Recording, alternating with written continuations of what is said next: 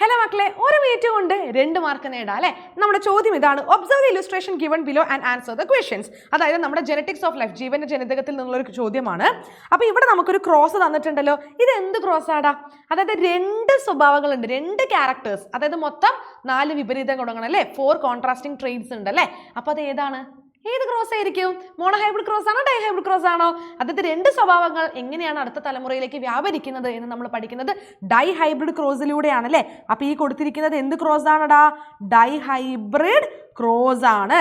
അപ്പൊ ഒന്നാമത്തെ ചോദ്യം ഇതാണ്: കംപ്ലീറ്റ് എ ആൻഡ് ബി. എയും ബിയും ഫില്ല് ചെയ്യണം. അപ്പൊ ഇവിടെ ഉയര കൂടുതലുള്ള ഉരുണ്ട വിത്തുള്ള ചെടിയെയും ഉയര കുറവുള്ള ചുളുങ്ങിയ വിത്തുള്ള ചെടിയെയും നമ്മൾ ക്രോസ് ചെയ്യാണ്. അപ്പൊ capital T capital T capital R into ഇവിടെ എന്താ വരുന്നത്? Small T small R. ഇനി എന്ത് എഴുതണം? ഗാമീറ്റ്സ്, ബീജകോശങ്ങൾ. ഇവിടെ ക്യാപിറ്റൽ ടി ക്യാപിറ്റൽ ആർ വട്ടം, ഇവിടെ സ്മോൾ ടി സ്മോൾ ആർ വട്ടം. അങ്ങനെ നമുക്ക് ഒന്നാം തലമുറ സസ്യങ്ങൾ കിട്ടില്ലേ?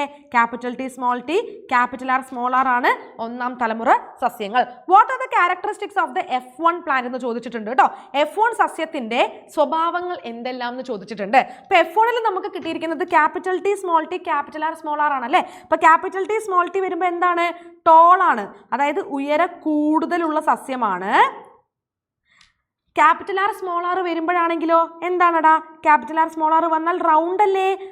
റൗണ്ട് സീഡ്, ഉരുണ്ട വിത്ത് അല്ലേ? ഉരുണ്ട വിത്തുള്ള സസ്യമാണ്. ഇതാണ് ഒന്നാം തലമുറ സസ്യങ്ങൾ.